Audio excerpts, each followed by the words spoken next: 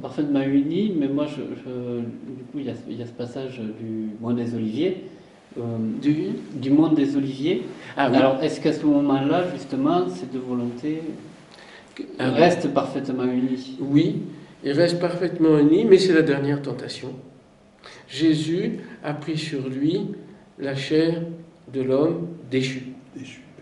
Il a assumé la nature humaine déchue pour la sauver, c'est-à-dire lui redonner son être propre.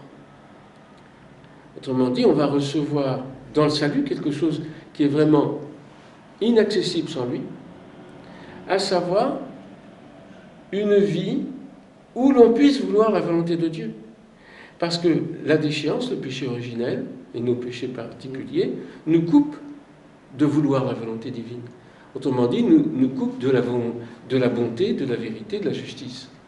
Eh bien, Jésus vient réinstaurer en lui-même un homme qui veuille la volonté de Dieu jusqu'au bout. Et c'est pourquoi il est tenté par Satan, au début et à la fin de son ministère, comme on dit.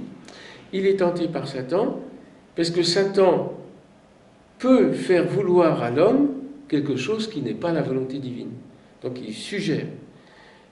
Et la grande victoire de Jésus, c'est la victoire sur Satan, sur cette mauvaise volonté, cette volonté qui... La volonté de Satan, elle est très simple. Il veut les choses pour lui-même. Et il nous suggère de les vouloir pour nous-mêmes. Au lieu de les vouloir en Dieu et pour Dieu, qui est la bonté même. Et si je veux les choses en Dieu, je ne suis pas privé de quoi que ce soit, au contraire. Je suis enrichi de la volonté divine. Je deviens le lieu de la volonté divine. Mais si je veux de la volonté pour moi, alors je suis enclos dans mon solipsisme. Je suis tout seul. Satan souffre horriblement de solitude. Et c'est pour ça qu'il essaye tellement de conquérir les âmes et met le monde en esclavage à son profit. Pourquoi? Mais parce qu'il est pauvre. Il n'a plus rien. Il est dans la chute. Donc il veut absolument nous pomper l'être, si j'ose dire. Alors que Dieu, il est le donateur. Il y en a un qui est un voleur. Parce qu'il n'a plus rien, il a besoin de capter, de dominer, de prendre. Tandis que Dieu, il est donateur. Donateur de tout bien. Il donne, il donne. C'est nous qui ne voulons pas recevoir. Et on ne veut pas recevoir, pourquoi? Parce qu'on voudrait s'approprier. Mais évidemment, quand on reçoit, on ne peut pas s'approprier. Parce qu'on tue le don si on se l'approprie. Hein? Il faut être dans le mouvement de ce don. Et le donateur ne peut nous donner qu'une chose, c'est d'être donateur à notre tour. Et c'est ça qui nous fait ressembler à Dieu. Je reçois tout, je donne tout. Donc je ne dois rien retenir pour moi-même. Strictement rien. L'égoïsme est une erreur, mais de fond. Mais avant d'en sortir, et au contraire, Satan essaye d'accaparer pour lui. Et c'est ce qu'il a voulu. Il veut la gloire pour lui. Il veut la lumière pour lui. Il veut l'amour de Dieu pour lui. Mais nous, si on veut l'amour de Dieu pour nous, mais on fait comme Satan. Il faut vouloir l'amour pour l'amour, pas pour nous. Autrement dit, il faut accepter de perdre cette coque qui fait qu'on est les ennemis les uns des autres et qu'on s'oppose à Dieu ipso facto. C'est vouloir quelque chose pour soi. Non pas ma volonté, mais ta volonté. Et il a vaincu jusqu'au bout cette erreur de l'homme suggérée par Satan. L'homme n'est pas totalement responsable du mal qu'il commet. Il y a Satan qui lui suggère. Mais précisément, non pas ma volonté, mais ta volonté, suggère que les deux volontés à ce moment-là auraient pu se dissocier, mais ne se sont pas dissociées. Pas un instant. Ah, c'était le bord du bord. Il a assumé jusqu'au bout cet état. Il fait un choix. Oui. Mais du coup, là se pose la question de la liberté alors. Jésus est totalement libre en tant qu'homme parce qu'il est vrai Dieu. Le fait qu'il soit vrai Dieu restaure dans cet homme la totale liberté. Et c'est pourquoi il peut vaincre Satan et le péché originel et nous sauver. Hein, nous, on ne peut pas se sauver soi-même.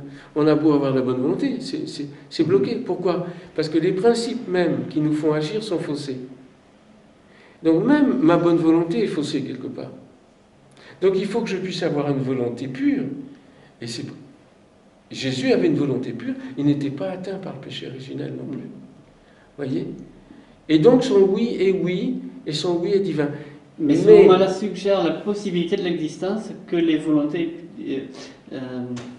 La volonté du Christ, il avait cette potentialité, puisque il hérite, il prend sur lui, il assume une nature humaine, et la nature humaine est déchue, il a cette potentialité d'opposition à Dieu.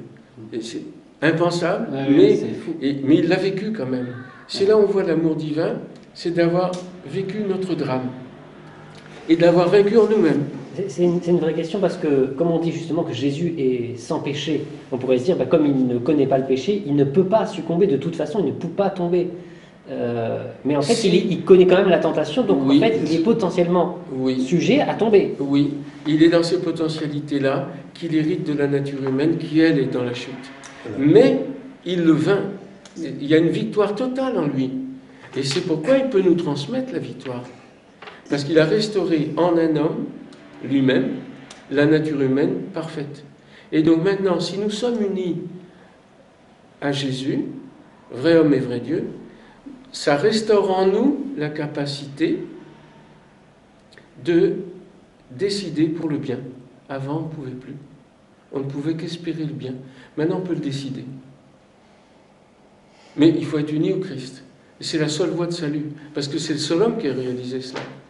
Et tout homme qui cherche le bien est, d'une certaine façon, assumé par l'humanité de Jésus, qui vient accueillir sa recherche et lui donner les grâces qui conviennent pour qu'il arrive au salut. Même s'il est très loin de l'expression chrétienne. Mais les chrétiens sont absolument nécessaires dans le monde, parce qu'ils sont, comme dit Bossuet, l'Église est le corps continué du Christ. Nous sommes le corps du Christ. Et donc, en nous, le monde doit trouver la capacité au salut. Doit trouver cette liberté. Cette capacité d'être dans le bien. Et restaurer aussi l'intelligence. Alors, on peut peut-être arriver au sens de l'histoire.